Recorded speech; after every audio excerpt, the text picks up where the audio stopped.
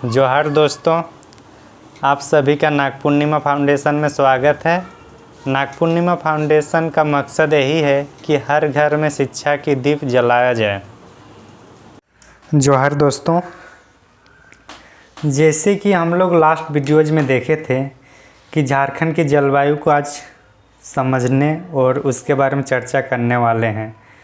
तो झारखंड की जलवायु यानी कि जो 40 साल 50 साल या उससे अधिक टाइम के एवरेज में जो देखा गया है उसके बारे में हम लोग चर्चा करेंगे, क्योंकि जलवायु है ही वही कि कम से कम 50-60 साल के ऊपर का जो औसत है उसी को देखकर जलवायु के बारे में चर्चा की जाती है या फिर बताया जाता है या समझा जाता है। क्योंकि मौसम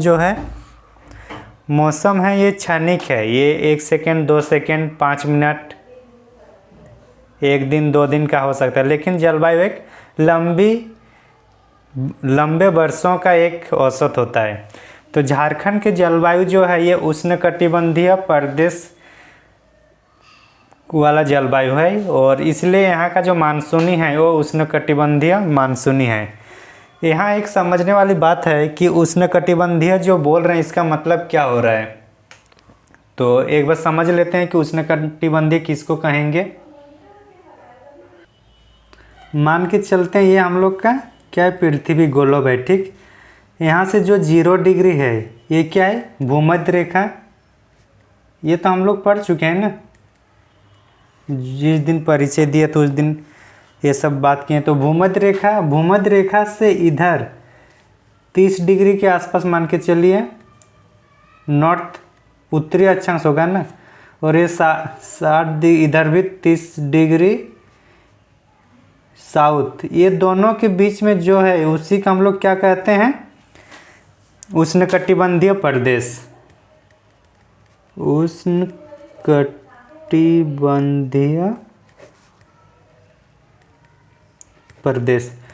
तो जो झारखंड का जो ये है अक्षांशीय विस्तार कहाँ से कहाँ है, 21 से लेकर 25 के बीच है। तो 25 के बीच है मतलब यहाँ तक रहेगा मान के चलते हैं, और इधर से शुरू हो रहा है, ठीक। तो ये जो क्षेत्र है ये उष्णकटिबंधीय प्रदेश के अंदर ही है ना।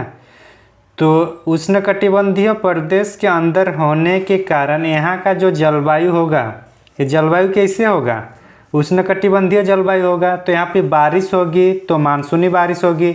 जितनी भी यहाँ विशेषताएं उष्णकटिबंधीय प्रदेश में देखने को मिलती है उतना ही यहाँ हमारे झारखंड के जलवायु में भी वही विशेषताएं देखने को मिलेगी।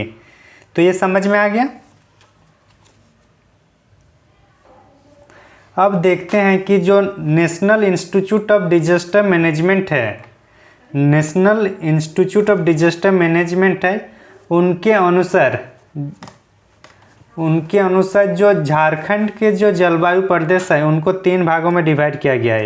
कितने भागों में, झारखंड की जो जलवायु है उनको 3 प्रदेशों में डिवाइड किया गया है, पश्चिमी पठार, मध्य या उत्तर पूर्वी पठार और दक्षिण पूर्वी पठार। तो पहला क्या है, पश्चिमी पठार, दूसरा है ये मध्य उत्तर पूर्वी पठार और ये दक्षिण पूर्वी पठार।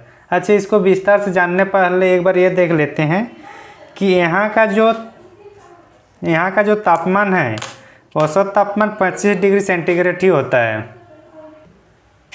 तो औसत तापमान कितना हो रहा है, 25 डिग्री सेंटीग्रेड। तो जो पश्चिमी पठार वाला जो क्षेत्र है उसको हम लोग ब्लू पेन में दिखाए हैं।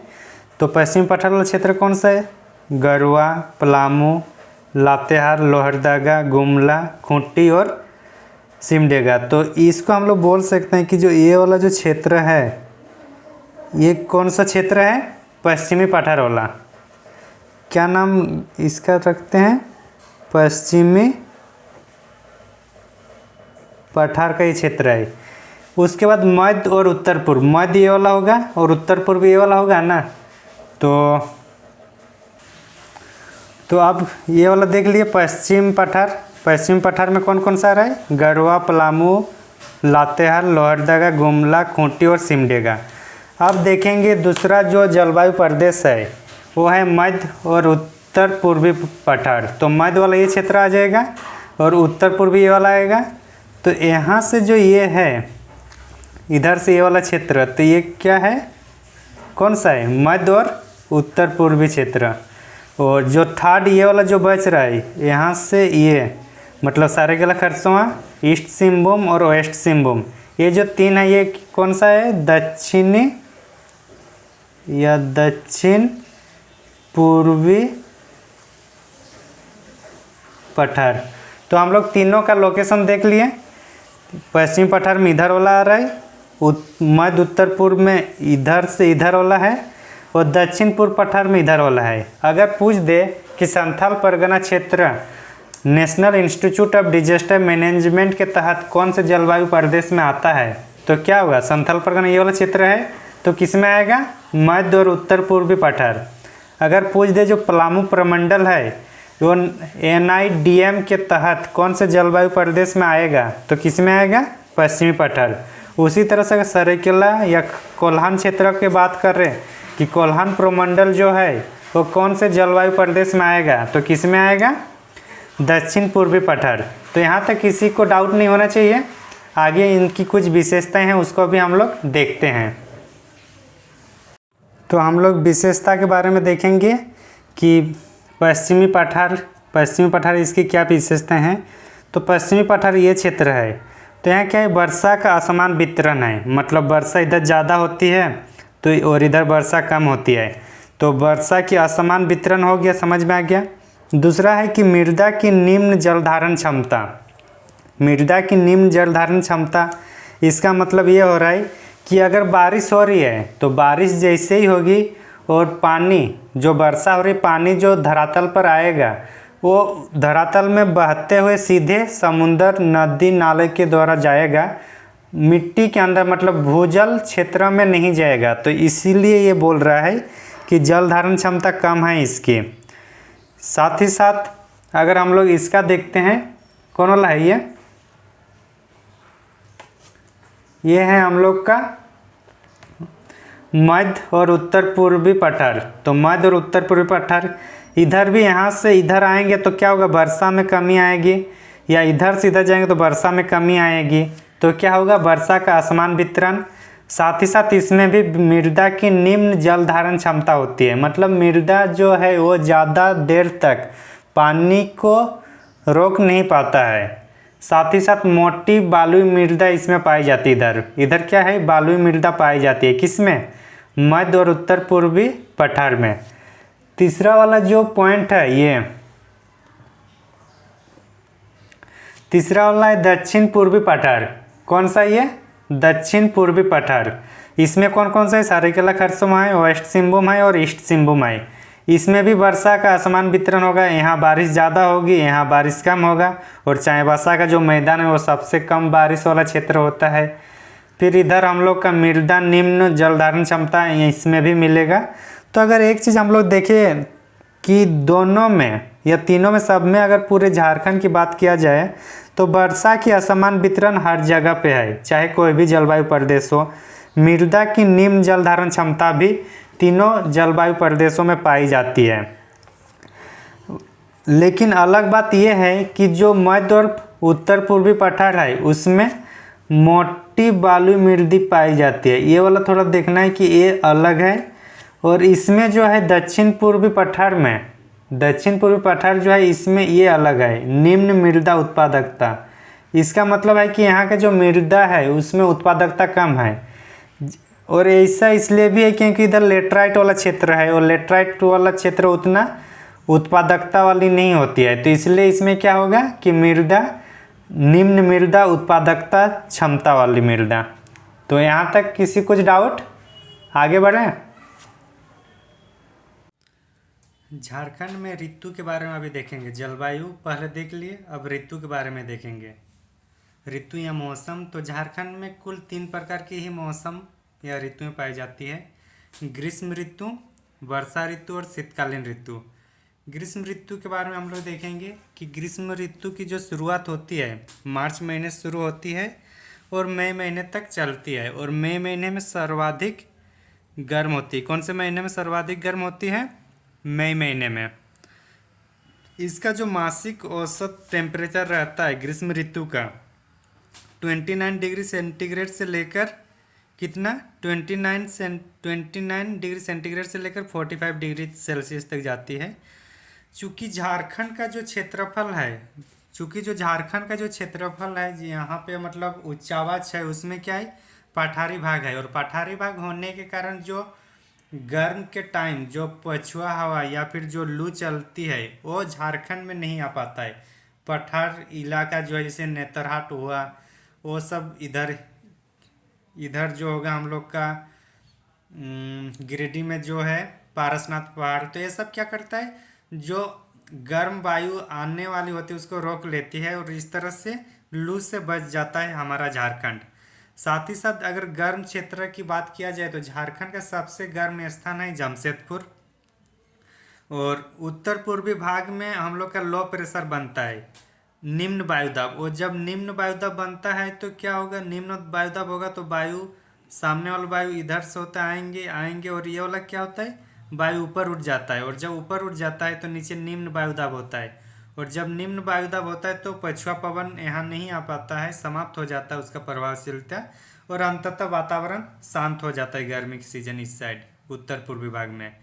और और जो मई महीने में है, मई महीने में हम लोग का जो गर्मी की सीजन होता है,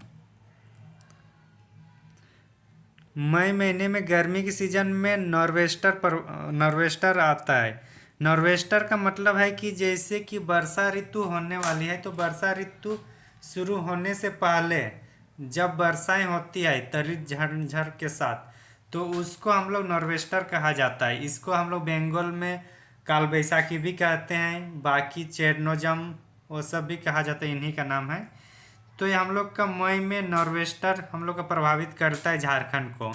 तो ये हम लोग के ग्रीष्म ऋतु के बारे में देख लिए। मई में जो नॉर्वेस्टर होता है उसको आम्र वर्षा भी कहा जाता है। अब हम लोग वर्षा ऋतु के बारे में बात करेंगे। वर्षा ऋतु जैसे हम लोग को पता है कि जून महीने से शुरू हो जाती है झारखंड में और अक्टूबर महीने तक चलती है। तो वर्षा ऋतु के बारे में समझने से पहले हम लोग ये देखेंगे कि झारखंड में जो बारिश होती है वो कौन सी बारिश होती है, पूर्वी साइड से या पश्चिमी साइड से। इसका मतलब है कि जो पूर्वी या पश्चिमी साइड का मतलब है कि जो दक्षिण जो दक्षिण पश्चिम मानसून पवन होती है, दक्षिण पश्चिम मानसूनी पवन के कारण भारत में वर्षा होती है। और भारत में जैसे दक्षिण पश्चिम मानसून पवन आता है तो फिर वो दो भागों में डिवाइड हो जाता है। एक भाग बंगाल की खाड़ी की ओर आती है, और एक भाग जो पूर्व पश्चिमी जो घाट है वहाँ पे रोक कर वहाँ बारिश होती है, जिसको अरब सागर प्रभावित बारिश भी कहा जाता है। तो झारखंड में दोनों साइड का बंगाल की खाड़ी की शाखा, साथ ही साथ अरब सागर की जो खाड़ी, अरब सागर की शाखा से जो बारिश होती है, दोनों साइड से बारिश होती है। लेकिन झारखंड में जो सर्वाधिक बारिश होती है वो होती है बंगाल की खाड़ी की शाखा के द्वारा, और ये हम लोग का पूर्वी साइड से आती है, क्योंकि हम लोग के सामने लगभग 90 किलोमीटर के पास ही बंगाल की खाड़ी है, तो ये जल्दी आ जाती है, और इसलिए झारखंड सर्वाधिक जो प्रभावित होती है वो बंगाल की खाड़ी की शाखा से। और झारखंड का जो औसत सेंटीमीटर है वर्षा होने को 140 सेंटीमीटर है, और सर्वाधिक वर्षा वाला जो जिला है हजारीबाग है, और वार्षिक वर्षा का अगर अंतराल देखें तो 100 से 200 सेंटीमीटर के बीच है। तो इस तरह से हम लोग ये बस समझ लिया। अच्छा, और जो चाईबासा का जो मैदानी भाग है यहाँ पे सबसे कम बारिश होती है, तो हम लोग जो समझे उसको एक बार लिख कर देखते हैं, ठीक, ताकि याद रहे।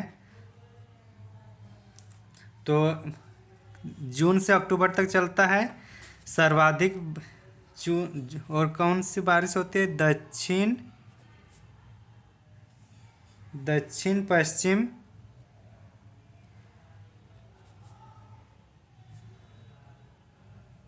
मानसूनी पवन के कारण होती है। दोनों शाखाएं इसकी कौन कौन सी,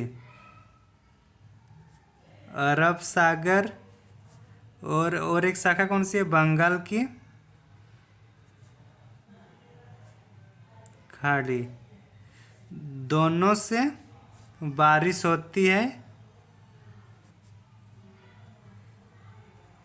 है, लेकिन इससे जो बंगाल की खाड़ी है, बंगाल की खाड़ी से क्या होता है, बंगाल की खाड़ी से जो बारिश होती है, जो बादल इधर से आती है बंगाल की खाड़ी मतलब पूर्व साइड से, उसमें सर्वाधिक होती है। तो सर्वाधिक वर्षा किस शाखा से होती है झारखंड में? बंगाल की खाड़ी वाली शाखा से। झारखंड का जो मध्यवर्ती या पश्चिमी भाग है वहाँ पे बंगाल मतलब ये जो दोनों बारिश होती है, ये दोनों कहाँ पे ज़्यादातर होती है? मध्यवर्ती और कौन सा क्षेत्र होगा? मध्य और पश्चिम भाग वाला जो है, पश्चिम भाग किसका? झारखंड में। यहाँ पे मध्यवर्ती और पश्चिम भाग जो झारखंड का है, मतलब मध्यवर्ती मतलब क्या बोलेंगे? लोहरदगा, लातेहार इस साइड, और पश्चिमी भाग इधर होगा हम लोग का सिमडेगा, गुमला। तो यहाँ पे अरब सागर और बंगाल की खाड़ी दोनों से यहाँ बारिश होती है, दोनों शाखाओं से। और औसत जो बारिश होती है, औसत वर्षा कितना होता है? 140 सेंटीमीटर। औसत वर्षा 140 सेंटीमीटर होती है। और जो कुल वर्षा होता है, कुल वर्षा का 80% कब होता है? वर्षा ऋतु में होती है। कब होती है? वर्षा ऋतु में। तो इसको थोड़ा अलग कर देते हैं हम लोग। तो ये समझ में आ गया। और सर्वाधिक बारिश कहाँ पे होती है?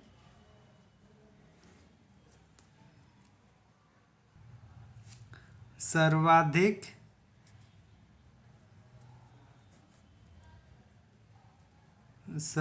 बारिश कहाँ होती है? नेतरहाट। इसके पहले वाले वीडियो में हम लोग क्या देखे थे नेतरहाट के बारे में, कि पारसनाथ के बाद जो सबसे ऊंची चोटी जो हम लोग का पार्ट है वो नेतरहाट पार्ट है। सर्वाधिक बारिश और सर्वाधिक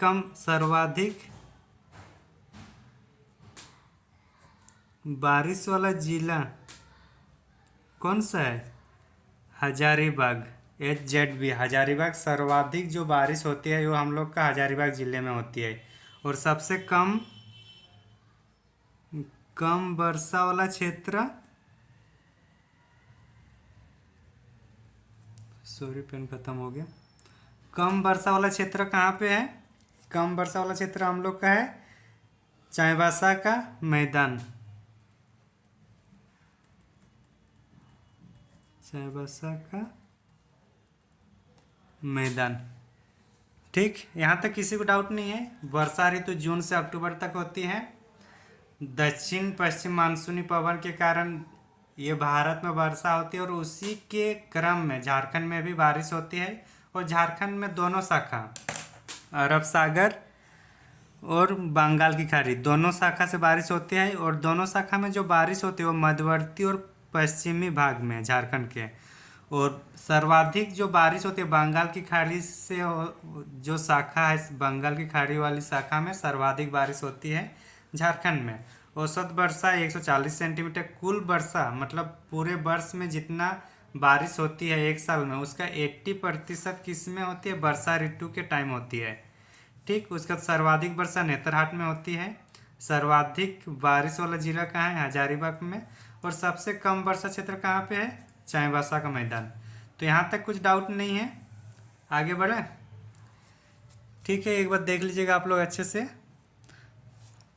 शीत ऋतु की बात आ रही ना, तो शीत ऋतु की शुरुआत कब होती है? शीत ऋतु हम लोग का जैसे दीपावली के आसपास हो जाता है, तो मतलब शीत ऋतु शुरुआत हो जाती है और ठंडा लगना शुरू हो जाता है। और ये कब तक रहता है? फरवरी महीने तक। ऐसा माना जाता है जब मकर संक्रांति या गुड़ पिठा का जो सीजन होता है, उसके बाद गुड़ पिठा खाने के बाद ठंडी भाग जाती है, लेकिन ये फरवरी तक चलता रहता है। तो चूँकि जो झारखंड एक पठारी क्षेत्र है, तो यहाँ की जो ठंड वाली जो जलवायु है, जो पठारी क्षेत्र में वहाँ ज़्यादा ठंड लगती है, और जो मैदानी क्षेत्र है वहाँ कम ठंड लगती है। और जहाँ पे पठारी क्षेत्र है वहाँ एक तो ठंड ज़्यादा लगती है, प्लस वो शुरुआत भी जल्दी होती है। जैसे अगर नवंबर के आसपास मैदानी क्षेत्र में शुरुआत हो रही है तो हो सके उसके पहले ही पहाड़ी क्षेत्रों में ठंडा लगने शुरू हो जाए। साथ ही साथ जो शीत ऋतु होता है इस टाइम पश्चिमी विक्षोभ के कारण झारखंड में भी थोड़ी बहुत बारिश हो जाती है, और पश्चिमी विक्षोभ के कारण जो थोड़ी बहुत बारिश होती है वो रबी फसल के लिए मतलब लाभदायक होता है। तो अगर हजारीबाग साइड अगर कहीं पे या पलामू साइड कहीं पे अगर गेहूं की खेती की जाती है रबी फसल में तो उसका उत्पादन क्या होगा, बढ़ जाएगा। और राज्य का सर्वाधिक ठंडा महीना जनवरी होता है, और जो सर्वाधिक ठंडा क्षेत्र नेतरहाट है, इसके पहले हम लोग देखे थे कि नेतरहाट में सबसे ज़्यादा बारिश भी होती है और नेतरहाट में सबसे ज़्यादा ठंडा क्षेत्र भी है। तो यहाँ तक कुछ डाउट नहीं है, चलिए इसके बारे में लिखते हैं। तो शीत ऋतु हम लोग का नवंबर से दिसंबर हो रही है। इसमें जो शीत ऋतु में हम लोग को दूसरा देखना है, ये इसका टेम्परेचर जो वेरिएशन होता है 15 डिग्री सेल्सियस से लेकर 21 डिग्री सेल्सियस तक टेम्परेचर रहता है शीतकाल में। साथ ही साथ हम लोग का नवंबर से शुरू होता है, तो देख लिए हम लोग।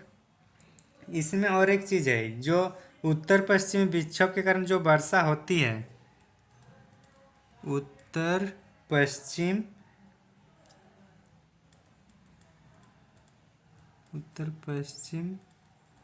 वर्षा, उत्तर पश्चिम विक्षोभ के कारण जो वर्षा होती है वो रबी फसल के लिए क्या होता है, अच्छा होता है। ठीक, रबी फसल के लिए अच्छा होता है। सॉरी, ये इधर से होगा।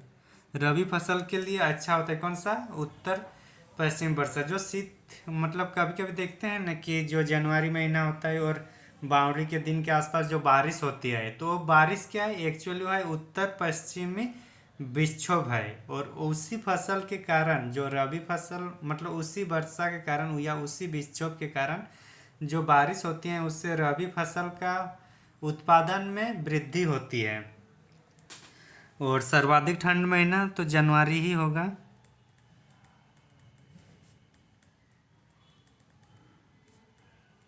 सर्वाधिक ठंड महीना